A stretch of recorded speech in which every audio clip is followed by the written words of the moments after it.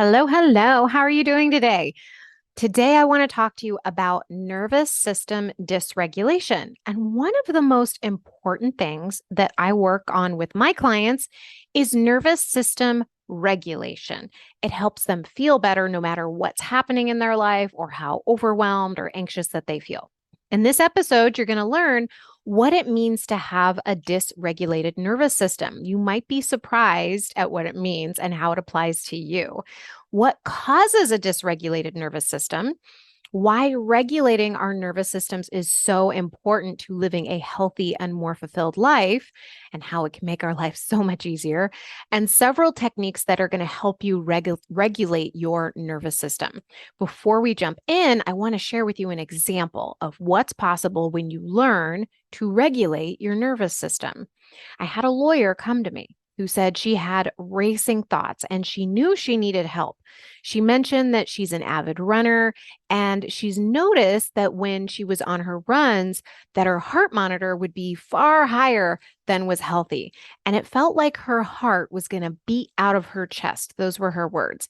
And she thought that the solution was to just stop being a lawyer. But she thought she'd try coaching with me because what she was hearing on the podcast was really resonating with her. We had a session recently after she started working with me where she was on a run and had her monitor on, and she noticed that her heart rate skyrocketed. She actually saw it happening on her heart monitor. Because of the work we'd been doing, she knew that the heart rate increase was caused by what was going on in her mind, what her thoughts were. So she used the tools that she had learned over the course of working with me to manage her mind. And then she saw the heart monitor rate decrease. And this was really cool for her to see, and really cool when she told me this, because she had physical evidence that the mind management had a physical impact on her body. The tools she learned to regulate her nervous system helped her not only in that moment, but they helped her throughout her day. She started regulating her nervous system when talking to people in her office, when doing billing, when, doing her calendar. And when she did, she noticed these areas of her life improve too. If this is resonating with you, I want to invite you to book a call with me. The techniques you use will help you calm anxiety and overwhelm. Those two feelings right there seem to be a root of a lot of problems I see, like procrastination, snapping at people, self-sabotage. Know that you're not the only one. I can help you regulate your nervous system so that you can feel more calm and peace in your practice and create the life that you want. You can book a call with me at dinacataldo.com/strategy session. So, what does it mean to have a dysregulated nervous system? You've already seen one example. You can physically tell because your heart races. It might feel like it wants to beat out of your chest. I think it'll help if you knew a bit about how the nervous system works to understand how dysregulation happens in the body. A regulated nervous system is important because it helps us access things like restorative sleep. It decreases inflammation in our bodies. It helps us have better memory, helps us learn and be more focused. It also helps us digest better. Basically, you think and you feel better when your nervous system is regulated. In coaching, I work with the sympathetic and parasympathetic nervous system responses. And I'm not going to get too much into the weeds here, but sympathetic refers to the fight, flight, freeze response, and the parasympathetic has to do with the calming of that response. So you can feel more relaxed after that initial adrenaline rush. Think of it this way. The sympathetic system floods your system with adrenaline to help you run, fight, whatever it is you need to do, but you're not supposed to have the flood all of the time. And it's definitely not something that's supposed to be happening at work all the time. There needs to be a balance. And that's where the parasympathetic response comes in. The vagus nerve is in charge of the parasympathetic activation, and most of us have an underdeveloped vagus nerve. The vagus nerve runs from our brain through our face and our thorax and down through into our abdomen. It's in charge of everything from digestion, how we feel, right? Like our mood, our immune response, breathing, our heart rate, right? When the vagus nerve is underperforming, you can feel drained, numb, chronically anxious, or completely disconnected with what's going on around you, basically unfocused. With coaching, my clients learn how to help their vagus nerve perform better so they're less anxious and feel more connected. They become more present in their lives so they can make the best decisions for themselves, whether that's making decisions managing their time, building their practice, going out on their own, whatever it is that they want to do. Because there's that fight or flight response, their nervous system is going to be activated. That sympathetic response is going to be activated. And what they really want is to have that balance so they can begin seeing things objectively. You can actually see your situation more objectively than if the sympathetic nervous system is running the show. I'm going to give you an example of this in a second. And we can literally retrain our brains to regulate how we feel, just like in the example I gave earlier, where my client was running and she actually could notice her mind management really activating that parasympathetic nervous system and calming her whole body down. And she could see that in her heart rate monitor. It's fascinating, right? So, what causes a dysregulated nervous system? It can be a lot of different things, but here's a few things. External noise like the television, loud trucks, the blowers that gardeners use, trauma, whether a big T trauma or a little t trauma. Whenever we're thinking about something like the state of the world and just feel scared and nervous about it all, it can also be caused by what we think about work. And if you notice yourself worrying a lot or anxious, that's a sign that your nervous system could be dysregulated. I want to take a moment to say this. Our lives are 50-50. So sometimes you're going to feel anxiety or overwhelm. This is normal. Okay, what this training slash podcast is designed to teach isn't that you're wrong or bad if you feel those things. They're part of life. But a lot of us have chronic anxiety and feel overwhelmed a lot of the time. And that was me before I found coaching. I didn't have the tools to regulate my nervous system when I felt fear, anxiety, overwhelm. I couldn't gain objectivity because I was frozen in that mindset creating those feelings. I was holding really tightly to the reins, thinking that if anything changed in my life, anything at all, everything would just fall apart because I felt like I was managing everything so tightly that if I let go even a little bit, everything would just disintegrate. What I didn't realize was that holding on so tightly was preventing me from making the change that I needed for me to feel better and to make practicing the law just plain easier. And that's how I could build a practice, a coaching practice on top of my legal career. I could do a podcast on top of that. I could care for my parents. I could, take care of other things in my life is because I learned how to manage my parasympathetic nervous system using mind management. So me releasing the reins meant learning the skills to regulate my nervous system so I could release just a little bit at a time and see the improvements. Like I didn't have to do it all at once. In fact, that would have just put my whole system into shock. I mean, some people can do that, but for me, I needed to just let go a little bit at a time and I could see progressive improvement. And then there was a compound impact of me letting go a little at a time and it started to become faster and faster. And there was a snowball effect. And then I just kept learning to trust myself. And I just started to learn to really be able to have confidence in myself that I was going to be able to get things done and manage my nervous system. What coaching did was help me refocus my mind in a way that calmed my nervous system. That's where the mind management I'm talking about comes in. So for example, our brain is programmed basically to constantly be scanning for problems because our brain was designed to keep us alive. This is a really great thing. But if we're not activating our parasympathetic nervous system, if we're not managing and really helping our vagus nerve perform better, then we're just going to live in the land of all the problems. You'd think that our brain would want to look for solutions, right? Like it would want to look around for easy solutions, but that's not how it works. For most people, the brain finds a problem and then nitpicks it to death and skews all the information towards showing you that, yes, there is a problem. And let me count all the ways. And I've had lawyers come to me saying that they wanted to build their own practice and all they could see in that moment was all of the problems about how they couldn't do it and why it wouldn't work. But that's what our brain naturally does. So if you notice this happening, this is normal.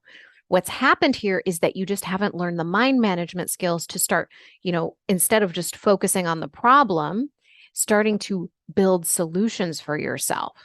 Because we get blind to all of the solutions available to us because of the feelings, maybe the anxiety and the fear that's coming up when you think about building your own practice or some other goal that seems really scary to you. We get so blind only because we haven't learned the tools to calm our nervous system down so we could begin to look at things objectively. We think we're looking 100% objectively at the fear. We're like, yes, of course we're going to die if we start our own practice. Of course we're going to die if we go out on our own. That is all normal. And that is something that you can also regulate. I have done this, right? Leaving the law to start my own coaching practice, just leaving entirely. That took practice. I needed to learn how to regulate my nervous system and start to see things objectively and start to problem solve and let it be easy for myself to do it. And I do it for my clients. So just notice that if you're feeling anxiety or fear around a big goal like that, that is normal. But you can begin to shift that, and you don't have to let go of the reins all at once. You don't have to 100% believe that you can leave your law practice, that you can start your own practice. All you need are some tools to help you start releasing the reins. And as you do, you will begin to grow some self-awareness, some confidence in yourself, and you can start to let those reins go. You can start to see things objectively. Okay. So this came up in a client call recently, this hyper focus that our brain does on a problem. And I wanted to give you an example. So a client came to me and she said that she did not feel valued at work because her boss didn't respond to her email with edits to a draft. She thought it was rude and felt unappreciated. Her brain was also telling her that there was lots of evidence that her boss didn't accept her edits and instead would ignore them. And those were her words, ignore. That's really important to this story. But the boss would make the edits if an outside party suggested them, not her, is what she said. And then I started to pick up during our conversation that her brain was omitting something. And I asked some questions to dig a little deeper. And here's what we found out. 1, this was the first time ever that her boss hadn't responded to her email edits. If you're not paying attention, if you're like focusing on something, I want you to come back to me because this is so important. When she came to me, she told me that the boss ignored her edits. Right? That she just straight out ignored them. No. When I got a chance to dig a little deeper, her brain was lying to her and said this was actually, when we got to the facts, this was the first time ever that her boss hadn't responded to her email edits after who knows how many times that she sent emails. Because this is number 2, every time she'd submit edits and she couldn't even guess a number because it was just so many. Her boss responded to her edits with an explanation about why or why not her edits were included. Every other time. And number 3, her boss takes her edits, my client's edits, more than not, and includes them in the finished product more than not. But her brain wanted to focus on everything that was wrong and how her boss was ignoring her and how rude that boss was. And number 4, her boss very does much value her opinion because they ask her to be on the team and to review these projects. So just recognize like what our brain gives us oftentimes are lies. And it's fascinating to watch this because when my client came to me in this call, she was frustrated and angry. And then when she realized what her brain was doing, she could release that frustration and anger. Our work calmed her nervous system, and then she could see the facts more clearly. And then she could respond however she wanted to respond or whatever she wanted to do. And when she could see the facts more clearly, I asked her some more questions, and she also realized that her job satisfaction literally went up as she made the recognition that her brain was lying to her. Like she could see it. Just like you could see in the heart monitor, how the heartbeat started to slow down with the mind management. We were doing an exercise where she could actually see quantifiably that her job satisfaction went up when she recognized what she was thinking. Okay, so what can you do to help you regulate your nervous system. Number one, create a supportive environment for yourself. Surround yourself with people who love and support you. Support yourself and love yourself. Hire a coach. Listen to podcasts that feel supportive of what you want. You get to create your environment. Sarah Blakely, the founder of Spanx, tells this story that when she came home from school, her dad would ask her how many fails she had. This was a fabulous environment because it normalized failing, which can activate the sympathetic fight or flight part of our nervous system. When we train ourselves that it's okay to make mistakes and make a safe environment to fail, we can regulate our nervous system no matter what we're taking on. Number two, snuggling and hugs. Snuggle with your pet, hug your loved ones. Oxytocin is released when we do, and it helps calm our nervous system. Number three, go outside, look at nature, and just breathe. I like to walk barefoot in the grass in my yard a few minutes each day and focus my mind on nature and appreciate the planet that's supporting us all of the time without us ever even thinking about it. Number four, music without words or just plain silence. Number five, deep breaths and like just releasing your thoughts. It's not even, you don't even have to do a meditation, but you could just focus on your breath, breathing in and out. And that's all you do. And try doing that for a minute, 5 minutes, whatever you feel called to do. And you will start releasing, you will start relaxing your nervous system. Number six, noticing your thoughts that are creating that nervous system dysregulation and getting curious about them, not judging them, just observing them. And then sit with the feeling that's happening, whether it's anxiety or overwhelm. And don't judge that either. Just sit with it. Don't act on it. Just recognize that there is a thought that is creating that feeling. Sometimes that awareness is enough to make a shift for us. And that's one of the tools I use with my clients to help them gain the objectivity they need to problem solve better in their practice. Okay, so now you know that you can regulate your nervous system. And when you do, you can think and feel better. And you have tools available to you to practice calming your nervous system. If you want help creating an environment that's supportive to your dreams, that helps you create the life you want and release the overwhelm and anxiety that might be preventing you from feeling fulfillment and maybe the fear that's preventing you from taking any action, I encourage you to book a call with me. Go to dinacataldo.com/strategy session. And this is literally the best time to be booking a call with me. I love the saying about planting a tree. The best time was yesterday. The next best time is today. And today is the best time because there is nothing better than being able to take control of your life, to feel the fulfillment that you want to feel. And if you have the tools available to you and you ignore them, then really you're creating your own suffering, right? We're always creating our own suffering, right? With our brain. But if you know that there's a way to feel better, then why wouldn't you at least explore that option? Okay, my friend, I will talk to you next week. And if you're at ClioCon this Monday and Tuesday, today's October 5th. But if you are at ClioCon Monday and Tuesday, I am going to be there.